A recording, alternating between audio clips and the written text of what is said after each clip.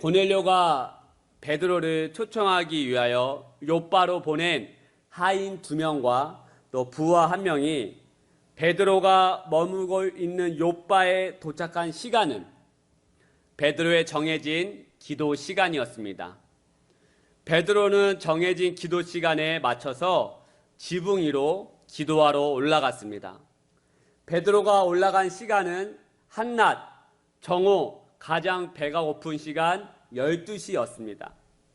베드로는 육의 배고픔보다 육에 속한 사람이 아니라 영에 속한 사람이었습니다. 베드로는 육의 배고픔보다 하나님과의 관계가 더 중요시했던 사람입니다. 인생의 배고픔을 육신의 것으로 채우려 하지 않고 해결하지 않고요. 물질로, 쾌락으로, 사람과의 관계로 해결하려고 하지 않았습니다. 하지만 베드로가 우리가 아시다시피 처음부터 육적인 것보다 영적인 것을 더 사모하는 인생이 아니었습니다. 베드로는 육의 일에 더 힘썼던 사람입니다. 예수님께서 제자들을 모아놓고요, 십자가의 사명에 대해서 말씀하셨습니다. 마가복음 8장 31절 말씀 같이 한번 읽어볼까요? 시작. 인자가 많은 고난을 받고 장로들과 대제사장들과 서기관들에게 버림받아 죽임을 당하고 사흘 만에 살아나야 할 것을 비로소 그들에게 가르치시되. 예수님께서 제자들을 향하여 나는 이제 종교의 지도자들에게 붙들려 십자가의 고난을 받게 될 것이라고, 그래서 죽임을 당하게 될 것이라고 이야기하기 시작합니다. 이러한 예수님의 이야기 들은 베드로가요, 가만히 있지 않아요. 33절 말씀, 32절 말씀 같이 읽겠습니다. 시작. 드러내놓고 이 말씀을 하시니 베드로가 예수를 붙들고 항변하며. 이 말씀을 그냥 그대로 우리가 읽으면요, 베드로의 이야기가 맞는 것 같습니다. 자신의 지도자, 자신의 리더가 죽는다고 하는데 어느 제자가 가만히 있겠습니까? 예수님 죽으시면 안 됩니다. 예수님 죽지 마세요 라고 이야기하는 것 제자로서 당연한 거 아니겠습니까? 그런데 베드로의 이야기를 들은 예수님의 답변이 놀랐습니다. 우리 33절 말씀 같이 한번 읽어볼까요? 시작. 예수께서 돌이키사 제자들을 보시며 베드로를 꾸짖어 이르시되 사탄아 내 뒤로 물러가라. 내가 하나님의 일을 생각하지 아니하고 도리어 사람의 일을 생각하는도다 하시고. 아멘. 그럼 무슨 말씀입니까? 예수님께서 베드로에게 사탄아 뒤로 물러가라, 베드로야 뒤로 물러가라라고 얘기하지 않고요, 마귀야 사탄아 뒤로 물러가라 라고 이야기합니다. 제자를 향하여서 지금 귀신, 마귀, 사탄이라고 이야기하는 것이죠. 이거 놀랍고요, 이해되지 않는 장면 중에 하나입니다. 그런데 베드로의 이야기를 자세히 살펴보면 예수님의 말씀이 이해가 가실 것입니다. 32절의 말씀에 보면 베드로가 예수를 붙들고 항변하며라고 말을 씁니다. 이 성경을 세번역 성경으로 보면 이렇게 말씀합니다. 베드로가 예수를 바짝 잡아당기고 그에게 항의하였다. 베드로가 예수님을 멱살을 잡았든지 옷을 잡았든지 자신에게 바짝 잡아 당겼다는 거예요. 그리고 예수의 면전 앞에 두고 항의하기 시작했다고 하는데, 이 항의하였다라고 하는 말은 헬라어로는 에피티마오라는 단어를 씁니다. 이 에피티마오 단어의 뜻은 혼내다, 꾸짖다, 비난하다, 질책하다라는 뜻을 가지고 있어요. 쉽게 말씀드리면 예수님의 십자가의 사건을 들은 베드로가 흥분해서 예수님의 옷자락을 잡고 흔들며 멱살을 잡고, 즉 예수님을 혼내고 질책하고 비난했다라는 거예요. 예수님 정신 차리세요. 예수님 지금 무슨 말씀하고 있는 것입니까? 말도 안 되는 소리 하지 마세요. 지금 예수님 잡고 막 옷을 잡아당기고 밀치면서 예수님은 지금 제자가 혼을 내고 있는 것입니다. 그렇다면 베드로가요, 지금 왜 흥분하고 왜 예수님을 잡아 밀치고 혼을 내고 여러분 꾸짖은 것입니까? 제자로서 절대 하지 말아야 할 행동을 왜 지금 한 것입니까? 그 당시 제자들은 예수님을 메시아라고 생각을 했어요. 예수님은 하나님의 아들로 생각했습니다. 그래서 이 전절에 보면 예수님이 제자들에게 너희는 나를 누구라고 생각하느냐라고 물어봤을 때 제자들 베드로는 주는 그리스도시요 살아계신 하나님의 아들 메시아입니다라고 대답을 했습니다. 그래서 베드로를 비롯한 제자들은요, 예수님은 어떻게 생각을 했느냐? 로마의 지배로부터 벗어나게 해줄 메시아, 하나님의 전지전능한 하나님의 아들 신이라고 생각을 했습니다.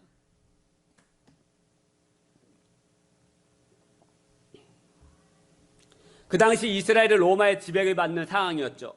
로마의 세금을 바쳐야 되는 상황이었습니다. 이러한 어려운 민족을 구원하고 새롭게 하실 분이 바로 메시아 예수님이라고 생각을 했습니다. 그런데 갑자기 예수님이 지금 자신의 십자가에서 죽음의 사건을 이야기하니 베드로가 흥분했던 것입니다.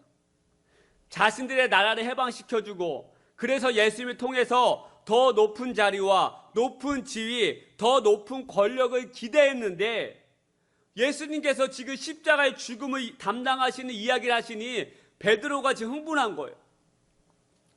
베드로는 지금 하나님의 일, 영적인 일을 더 생각한 사람이 아니라 사람의 생각을 더 우선시했습니다. 33절 후반절에 보면 이렇게 말합니다. 네가 하나님의 일을 생각하지 아니하고 도리어 사람의 일을 생각하는도다. 그래서 예수께서 베드로 향하여서 사탄아 뒤로 물러가라 라고 얘기한 거예요. 예수님이 이 땅에 오신 이유가 무엇입니까? 십자가의 죽음을 통해서 온 인류의 구원이지, 구원을 하시려고 이 땅에 오신 것이지 제자들을 높은 자리로, 높은 권력의 자리로 인도해 주려고 이 땅에 오신 것이 아닙니다. 그런데 베드로는 예수님을 따라다닌 3년 내내 어떻게 하면 내가 저 제자들보다 높은 자리에 올라갈 수 있을까? 내가 어떻게 하면 더 높은 권력을 휘두를 수 있을까라고 하는, 어떻게 하면 예수님을 통해서 콩고는 물을 얻어먹을 수 있을까라고 하는 이런 생각에 빠져 있었던 것입니다. 그래서 예수님께서 사랑하시는 제자였지만 육신의 일에 더 도모했던 베드로 향해서 사탄아 뒤로 물러가라라고 했던 것입니다. 사랑하는 여러분, 육신의 생각보다 영의 일을 생각하는 저와 여러분 되시기를 축복하여 드립니다. 제가 우리 회복교 화장실에서 써놓았지만 제가 참 좋아하는 성경 구절입니다. 로마서 8장 6절 말씀. 육신의 생각은 사망이요 영의 생각은 생명과 평안이니라. 우리의 인생은 생각하는 대로 흘러가게 되어 있습니다. 내가 무엇을 생각하느냐에 따라서 우리의 행동이 달라지게 되어 있습니다. 항상 내가 무엇을 생각하느냐에 따라서 우리의 행동이 따라가게 되어 있고요. 항상 높은 자리, 자신의 아니만 생각하는 베드로가 자신의 생각과 다른 이야기를 듣자마자 자신도 모르게 예수님을 소리치고 혼내고 흥분하고 예수님 향해서 꾸짖는 소리로 나아갔던 것을 볼 수가 있습니다. 저도 사모랑 연애할 때 빨리 결혼하고 싶다는 생각을 했습니다. 사모가 아직 어린 나이였지만 어떻게든 결혼해서 살고 싶다는 생각을 많이 했습니다. 연애를 하면 제가 이천에서 인천으로 가야 되는데요. 차가 안 막히면 이제 1시간 반, 20분이면 가지만 차가 막히면 2-3시간씩 가서 만나서 데이트를 해야 했습니다. 그리고 저녁이 되면 헤어져야 되는데 너무 그때 많이 좋아하는 마음도 크고 눈이 뒤집혀 있는 상황이다 보니까 헤어지기가 싫은 거예요. 그래서 제가 무슨 생각을 많이 했느냐, 결혼하면 헤어지지 않고 계속해서 같이 있을 수 있을 텐데 하는 생각을 굉장히 제가 많이 했습니다. 그래서 저의 초점은 항상 무엇이었느냐, 연애할 때 결혼이었습니다. 그런데 결혼에 대한 반대하는 기류가 조금만 흘러나오면 저는 어떻게 되느냐, 예민해지기 시작하는 거예요. 결혼이 빨리 되지 않을 것 같다는 이야기만 들으면 예민해져서 제가 막 어찌해야 될지 모르는 거예요. 저의 생각이 그쪽으로만 향하여 있다 보니까 제 생각과 반대되는 이야기가 흘러나오면 어머니 아버지가 반대하셔, 뭐 하셔, 우리 아직 나이가 어려, 뭐 돈 얼마나 모았니, 뭐 이런 반대되는 얘기만 나오면 저는 어떻게 돼요? 막 예민해지기 시작하고 쉽게 화를 내기 시작하고 사역도 잘 되지 않는 저의 모습이 생각이 나더라고요. 여러분, 이게 바로 자신의 육신의 안위만 생각하는 사람의 모습입니다. 생명과 평안이 없어요. 나만 생각하는 사람, 내 육신의 안위만 생각하는 사람, 내 자신만 생각하는 사람은 생명과 평안이 없다라는 거예요.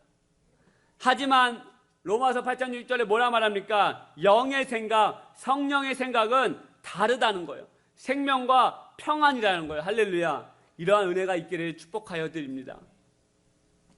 이렇게 육신의 일을 더 사랑하고 더 바라보았던 인생이 완전히 변화되기 시작합니다. 성령을 충만하게 받고 난 후에 이 베드로의 삶이 달라지기 시작합니다. 그래서 그 배고픈 그 한낮 그 12시 시간에 육신의 것을 먼저 채우는 인생이 아니라 기도하는 영적인 일을 더 사모하며 나아갔다라고 하는 것입니다. 배가 고프면 그래 밥 먹고 와서 기도하면 되지 이렇게 생각할 수 있잖아요. 그런데 베드로는 그러지 않았다는 거예요.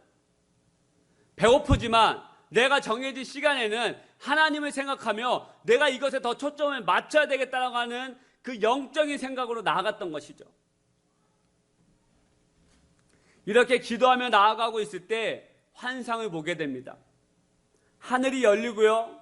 한 그릇이 보자기에 이제 내려오기 시작하는 것을 보게 됩니다. 우리 11절 말씀 같이 한번 읽어볼까요? 11절 말씀 시작. 하늘이 열리며 한 그릇이 내려오는 것을 보니 큰 보자기 같고 네 길을 메어 땅에 들이었더라. 아멘. 그런데 이 문제는 이 그릇 안에, 이 보자기 안에 들어있는 내용물이 문제였던 것입니다. 우리 12절 말씀 같이 읽겠습니다. 시작. 그 안에는 땅에 있는 각종 네 발 가진 짐승과 기는 것과 공중에 나는 것들이 있더라. 아멘. 보자기 안에 들어있는 내용물은 네 발 가진 짐승이었습니다. 땅에 기는 짐승이었습니다. 이 짐승은 레위기에서 보면 부정한 짐승이라고 말씀하고 있습니다. 더러운 짐승이었죠. 감히 유대인이 먹지도 만지지도 말아야 될 더러운 부정한 짐승이었습니다. 그런데 주님께서 이 부정하고 더러운 짐승을 보여주는 것으로 끝나지 않습니다. 잡아 먹으라고 하는 것이죠. 우리 13절 말씀 같이 읽습니다. 시작. 또 소리가 있으되 베드로야 일어나 잡아 먹으라 하거늘. 여러분, 이 음성을 들은 베드로가 깜짝 놀라기 시작해요. 그 다음 절에 보니까 주여 그럴 수 없나이다. 어떻게 이렇게 부정하고 더러운 음성을 제가 먹을 수 있겠습니까? 라고 나는 못 먹습니다 라고 이야기하기 시작해요. 베드로는 정통파 유대인이었습니다. 이방인들을 부정하다고 생각하는 인물이었죠. 하나님의 율법을 잘 믿고 행동으로 옮기는 사람이 바로 정통파 유대인 베드로였습니다. 그런데 주님께서 이 음식을 먹으라고 하니까 베드로가 얼마나 놀랐고 마음이 힘들었겠습니까? 사랑하는 여러분, 신앙은요, 하나님을 따라가는 우리의 신앙과 우리의 인생은 뛰어넘는 것입니다. 내 것을 뛰어넘는 것이고요. 내 생각과 내 자아를 뛰어넘는 것입니다. 신앙생활 하다 보면, 우리가 믿음의 길을 따라가다 보면 이해되지 않는 주님의 말씀들이 있어요. 내 상식으로는, 내 짧은 머리로는 이해되지 않는 말씀들이 있습니다. 그리고 내 마음으로 거부하고 싶고요. 듣기 싫은 주님의 말씀들이 우리 가운데 있습니다. 베드로에게 있어서, 정통판 유대인에게 있어서 철저한 율법, 부정한 음식을 먹지 말라고 하는 이 율법은 자신의 굳은 신념이자 삶이었고 믿음이었습니다. 하지만 주님께서 지금 이러한 것을 어떻게 말하냐? 뛰어넘으라고 말씀하고 있는 거예요. 주님을 따라감에 있어서 뛰어넘지 못하면 우리는 더 깊은 은혜와 축복을 경험할 수 없습니다. 베드로에게 있어서 부정한 음식을 먹으라고 하는 것은 큰 장애물이었죠. 하지만 어떡합니까? 뛰어넘습니다. 이로 인해서 어떠한 역사가 벌어지느냐? 베드로를 통해서 이방인에게까지 복음이 전파되고 이방인들이 성령을 받게 되는 역사가 일어나게 됩니다. 더 깊은 은혜와 축복이 일어난 것이죠.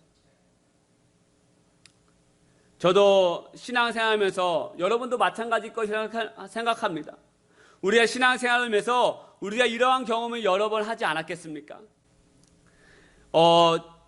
저는 저희 아버지를 죽이려고 한 삼촌을 미워하는 마음이 가득했습니다. 7살, 6살, 7살, 8살은 안 됐던 그 정도 나이였던 것 같습니다. 우리 옛날 저희 집 짓기 전에 옛날 집은 앞마당을 볼 수 있는 문도 있고 뒷마당을 볼 수 있는 또 조그마한 문이 있었습니다. 그래서 제가 어느 날 뒷마당을 보려고 문을 열었는데 저희 삼촌이 저희 아버지를 향하여 큰 시칼을 휘두르는 장면을 제가 보게 되었습니다. 그러면서 저희 삼촌이 큰 시칼을 저희 아버지에게 위협하면서 찌르듯이 위협하면서 돈을 내놓으라고 하는 장면을 제가 보게 되었습니다. 너무나도 큰 충격이었죠. 그때 이후로 저는 단 한 번도 성인이 될 때까지 친척집에 삼촌집에 간 적이 없을 정도로 제 마음에 그분을 향한 미워하는 마음이 가득했습니다.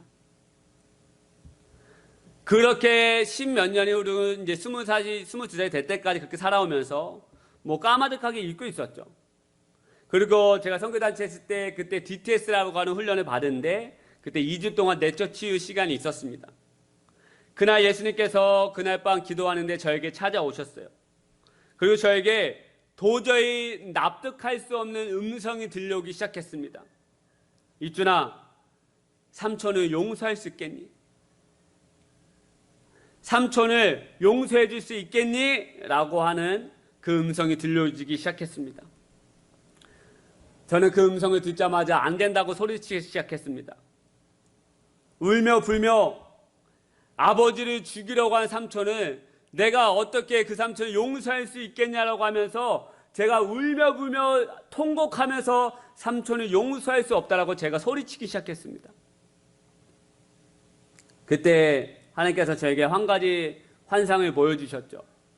주님께서 십자가를 메고 골고다로 그 언덕 올라가는 그 장면에 그 수많은 사람들이 그 장면을 보려고 길거리에 나와 있는 그 환상을 저에게 보여주셨습니다. 예수님께서 그 무거운 십자가를 짚고 가시면서 쓰러지시기를 반복하는 그 장면에 많은 사람들이 예수님을 향해서 손가락질하면서 침을 뱉으면서 돌을 던지면서 너가 무슨 유대인의 왕이냐, 네가 무슨 우리를 구원할 메시아냐라고 하면서 많은 사람들이 비아냥거리고 침뱉음을 하고 시작했을 때 제가 본 환상 가운데 놀라웠던 건 저도 그들과 함께 예수님을 향해 손가락질하면서 비아냥거리면서 욕을 하면서 예수님께 침을 뱉는 저의 모습을 주님께서 보여주셨습니다. 정말 놀랐죠.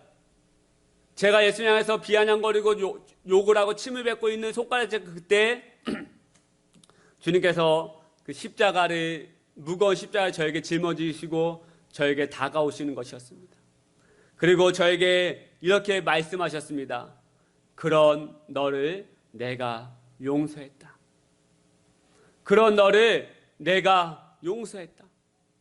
무슨 말씀입니까? 너는 나라에 향해서 욕을 하고 침을 뱉고 비아냥거리고 너는 나가서 십자가를 내 못을 박지만 그런 너를 내가 용서했다라고 하는 그날 밤 주님의 음성이 저에게 들려지기 시작했습니다.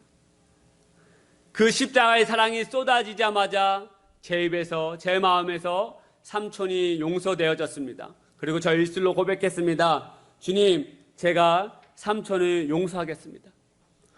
제 눈과 콧물에서는 하염없이 눈물이 쏟아지고 정말 감당할 수 없는 그 눈물과 콧물이 쏟아지는 그 가운데서 주님, 제가 그 삼촌을 용서하겠습니다라고 제가 주님 앞에 그렇게 고백하며 나아갈 때 갑자기 저에게 또 다른 한 가지 환상이 보이기 시작했습니다. 예수님께서 정말 이 큰 망치, 오한마라고 하지 않습니까? 이 오한마를 저에게 가지고 오셔서 제 마음에 그동안 잘못 쌓여져 있던 벽돌을 부셔드리기 시작했습니다. 정말 제가 보여줬던 제 마음의 환상 가운데 보여줬던 그 벽돌은 이 벽돌이 온전하게 쌓여져 있는 벽돌이 아니라 제 마음의 벽돌이 이렇게 삐뚤빼뚤하게 쌓여져 있는 거예요. 그런데 그 벽돌에 놀랍게도 글씨가 쓰여져 있는 거예요. 미움, 저주, 용서하지 못함, 이런 좋지 않은 글들이 써져 있으면서 이 벽돌이, 제 마음의 벽돌들이 삐뚤빼뚤하게 쓰여져 있는데 주님께서 큰 망치로 하나씩 그 벽돌을 부셔뜨리기 시작하셨습니다. 그때 이 말로 표현할 수 없는 기쁨과 평안이 벽돌이 하나씩 부셔져 나갈 때마다 제 안에 부어지기 시작했습니다. 제 마음속에서 얼마나 시원함과 기쁨이 몰려오고 부어지는지 저는 그날 밤 주님의 놀라운 사랑을 다시 한번 체험하게 되었습니다. 사랑하는 여러분, 신앙생활하면서 주님을 따라가면서 우리가 이해되지 않는 주님의 음성을 들을 때가 있습니다. 베드로에게 있어서는 일어나 잡아 먹어라. 저에게는 삼촌을 용서해 줄 수 있겠니? 하는 음성이었죠. 아브라함에게 있어서는 독자 아들을 바쳐라 라고 하는 것이었습니다. 기드온에게 있어서 너의 아버지가 섬기고 마을 사람들이 믿고 있는 저 바알상과 아세라상을 부셔뜨려라 라고 하는 것이 이해되지 않고 납득할 수 없는 주님의 음성이었던 것이죠. 우리가 아시겠지만 이해되지 않고 납득이 가지 않는 주님의 말씀을 듣고 내 자아와 내 생각을 뛰어넘어서 주님의 말씀에 순종하며 나아갔을 때 아브라함은요, 믿음의 조상이 될 수 있었습니다. 우리 로마서 4장 17절 18절 말씀 우리 같이 한번 읽어보도록 하겠습니다. 시작. 기록된 바 내가 너를 많은 민족의 조상으로 세웠다 하신가 같으니 그가 믿은 바 하나님은 죽은 자를 살리시며 없는 것을 있는 것으로 부르시는 이시니라.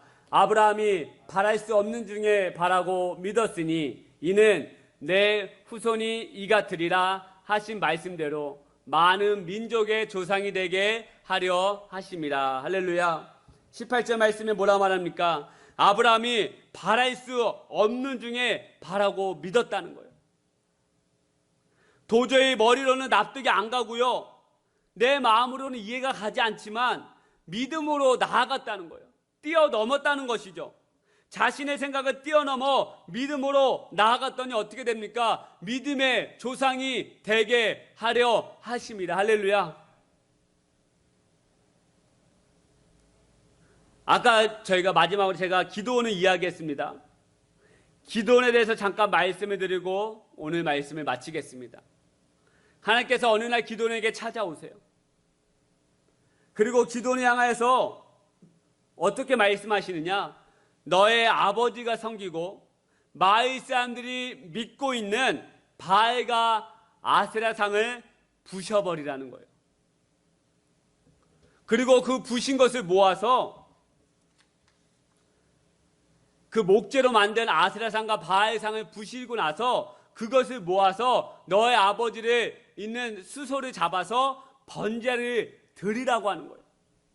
사사기 6장 25절 26절 말씀 제가 읽겠습니다. 그날 밤에 여호와께서 기드온에게 이르시되 내 아버지에게 있는 수소 곧 7년 된 둘째 수소를 끌어오고 내 아버지에게 있는 바알의 제단을 헐며 그 곁에 아세라상을 찍고 또 이 산성 꼭대기에 내 하나님 여호와를 위하여 규례대로 한 제단을 쌓고 그 둘째 수소를 잡아 내가 찍은 아세라 나무로 번제를 드릴지니라 하시니라. 할렐루야. 근데 여러분, 이게 쉬운 명령이 아니에요. 마을 사람들 대부분이 하나님이 아닌 바알과 아세라상을 믿고 섬겼습니다. 즉, 지금 마을 사람들과 아버지가 목숨처럼 여기는 신상을 부시라고 하는 명령이었던 것이죠. 얼마나 무서웠던지 기드온이 이 명령을 감히 낮에, 남들이 볼 수 있는 낮에 행하지 못하고 아무도 보지 못하는 밤에, 그것도 혼자 하면 너무나도 무서우니까요, 종 10명을 데리고 가서 하나님의 명령을 수행합니다. 우리 27절 말씀 같이 읽겠습니다. 시작. 이에 기드온이 종 10사람을 데리고 여호와께서 그에게 말씀하신 대로 행하되 그의 아버지의 가문과 그 성읍 사람들을 두려워함으로 이 일을 밤에 낮에 행하지 못하고 밤에 행하니라. 할렐루야. 기드온이 무서웠다는 거예요. 두려웠다는 것이죠. 결코 쉬운 명령이 아니었다는 것입니다. 하지만 기드온은 믿음으로 자신의 생각과 자신의 자아를 뛰어넘어서 주님의 명령을 이루어내기 시작합니다. 그러나서 여러분, 기드온에게 임한 놀라운 축복이 여러 가지가 있고 몇 가지가 있는데 시간상 하나만 말씀을 드리고 말씀을 마치겠습니다. 사사기 6장 31절 말씀 제가 읽겠습니다. 요아스가 자기를 둘러선 모든 자에게 이르되 너희가 바알을 위하여 다투느냐, 너희가 바알을 구원하겠느냐, 그를 위하여 다투는 자는 아침까지 죽임을 당하리라. 바알이 과연 신일진데 그의 제단을 파괴하였은즉 그가 자신을 위해 다툴 것이니라 하니라. 아멘. 사랑하는 여러분, 기드온이 자신의 생각과 자신의 자아를 뛰어넘어서 하나님의 명령을 수행했을 때 그에게 임했던 축복은 가정이 변화되는 역사가 일어납니다. 아까도 말씀드렸지만 하나님께서 기드온에게 누구의 신상을 부셔버리라고 말씀하십니까?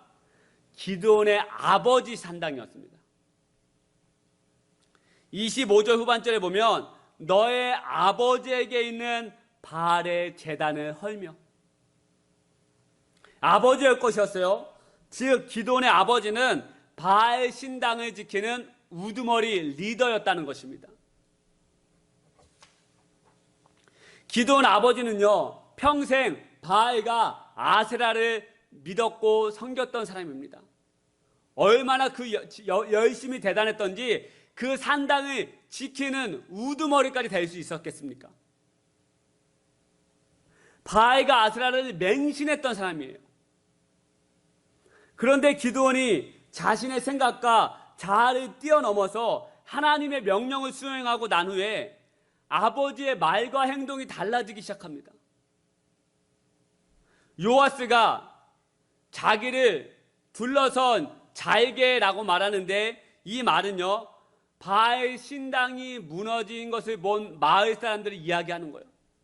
아침에 바알 신당에 가서 제사를 드려야 되고 번제를 드려야 되는데 그 신당이 다 부셔져 있는 거예요. 불타 없어진 거예요. 그래서 마을 사람들이 그것을 위해서 다 뛰쳐나온 것이죠. 그때 기드온의 아버지가 요아스가 그들에게 이야기하고 있는 것입니다. 그런데 어떻게 말을 하느냐? 너희가 바알을 위하여 다투겠느냐, 너희가 바알을 구원하겠느냐라고 말하기 시작하죠. 이 말의 뜻은 당신들이 바알의 편에 서겠습니까? 당신들이 바알을 구원할 수 있겠습니까? 라고 말하는 거예요. 그러고 나서 요아스가, 기드온의 아버지 요아스가 마을 사람들에게, 이 모인 사람들이 결정타를 날립니다. 너희들이 바알의 편에 서면 내일에 너희들이 바알 편에 서서 싸우는 사람은, 바알 편이 되는 사람은 내일 아침에 모두 죽임을 당하게 될 것이다 라고 이야기하기 시작합니다. 선포인 거죠, 선포. 너희들이 바알 편에 서면, 너희들이 바알을 위해서 싸우게 되면 나는 가만히 있지 않겠다. 내가 너희들 다 죽여버리겠다라고 이야기하는 거예요. 사랑하는 여러분, 놀랍지 않습니까? 놀라워야 됩니다, 여러분. 기드온의 아버지는 어저께까지 바알과 아세라를 지키고 믿었던 사람이라고요. 그런데 갑자기 마을 사람들에게 바알 편에 서면 너희들 다 죽임을 당하게 될 것이다 라고 지금 이야기하고 있는 거예요. 갑자기 변화된 것이에요. 바알을 믿었던 사람이 갑자기 하나님 편에 서게 됐다는 거예요. 바알을 믿었던 사람이 갑자기 돌아서게 됐다는 거예요. 어떻게 이렇게 변화된 것입니까? 요아스가 어떻게 갑자기 바알을 부정하게 된 것입니까? 그것은요, 기드온의 믿음의 행동, 이해되지 않는 말씀을, 주님의 음성을, 그것을 자신의 생각을 뛰어넘어서 믿음으로 그 말씀에 순종하기 시작했을 때 이러한 역사가 일어났더라는 것입니다. 그동안 평생 신으로 믿었던 바알이 처참하게 지금 무너졌잖아요. 다 없어졌잖아요. 처참하게 다 바스러졌잖아요. 무너졌는데도 불구하고 자신에게 아무런 일이 일어나지 않는 것을 보자 하나님께서 그 기드온의 아버지 요아스에게 깨달음을 주신 거예요. 바알은 너를 구원하지 못하고 너를 도와주지 못한다라고 하는 것을 요아스가 그 무너진 바알 신상을 보면서 깨닫게 된 것이죠. 여러분, 미신 사상 중에 뭐가 많이 있습니까? 마을 사람들이, 어느 목사님이 그런 예화를 제가 보게 되었습니다. 어느 목사님이 어느 마을에 교회를 세웠는데 어떤 나무를 베야 된다고 하는데, 근데 그 마을 사람들이 베지를 못해요. 왜? 그 마을의 나무를 수백 년 동안 지켰던 나무를 베면 자신들이 벌을 받을까봐 무서운 그런 미신 사상이 다 있지 않습니까? 그래서 그 정말 가지 나무까지도 건들지 못하는 상황 가운데 있을 때 그 목사님께서 내가 베겠습니다. 그래서 전기톱을 가지고 그 나무를 베었다는 것이죠. 그런데 그 나무를 베는데도 목사님이 털끝 하나 다치지 않고 승승장구하는 모습을 보면서 마을 사람들 그때 깨달았다는 거예요. 정말 저분이 믿는 하나님이 진짜 신이구나. 여러분, 지금 그러한 은혜가 임한 거예요. 바알이 신상이 무너졌는데도 불구하고, 아세라 신상이 무너졌는데도 불구하고 자신에게 아무런 해가 닥치지 않는 거 보면서 그날 아침에 깨달은 거예요. 바알은 나를 해칠 수 없는 사람이구나, 분이구나, 신이구나. 내가 의지해야 될 신은 하나님이구나. 나를 도와줄 신은 하나님밖에 없는 것이구나. 그날 아침에 깨닫게 된 것입니다. 여러분, 누구의 행동 때문에 이렇게 변화된 것입니까? 기드온의 행동 때문이었던 거예요. 부셔버리라라고 하는 자신의 생각과 자신의 자아로는 이해되지 않는 그런 상식적이지 않은 그 말씀을 뛰어넘어서 믿음으로 그 일을 하기 시작했을 때 여러분, 가정이 변하고 가정이 변하게 되는 놀라운 은혜가 있을 줄 믿으시는 저와 여러분 되시기를 축복하여 드립니다. 베드로, 일어나 잡아먹어라, 이해할 수 없어요. 자신의 상식으로는 납득이 가지 않아요. 그런데 어떻게 합니까? 뛰어넘는 것이죠. 그럴 때 이방 민족들에게 성령을 받게 되는 놀라운 역사가 벌어져요. 저와 여러분에게 주님이 어떻게 말씀하십니까? 각자에게 다 말씀이 달라요. 그때 여러분, 내 주님의 말씀이 들려질 때 상식적으로 이해가 가지 않고 용납이 가지 않고 이해가 되지 않을 때 여러분, 주님의 말씀을 믿고 그것을 뛰어넘어서 그 말씀에 순종하며 나아갈 때 저와 여러분의 가정 안에, 저와 여러분 가운데, 이 교회 안에 기드온에게 임했던 축복, 할렐루야, 베드로에게 임했던 축복, 아브라함에게 임했던 축복이 우리의 가정과 교회 안에 넘치게 될 줄 믿으시기를 축복하여 드립니다. 이제는 우리 주 예수 그리스도의 은혜와 하나님 아버지의 다함없는 사랑과 성령님의 감화감도 충만하신 은혜가 이 예배를 드리고는 모든 심령들 위해 하나님의 은혜와 믿음의 충만함이 자신의 삶으로 이해되지 않는 말씀들이 있다 할지라도 그것을 믿음으로 뛰어넘는 모든 인생 되기를 간절히 축원하옵나이다. 아멘.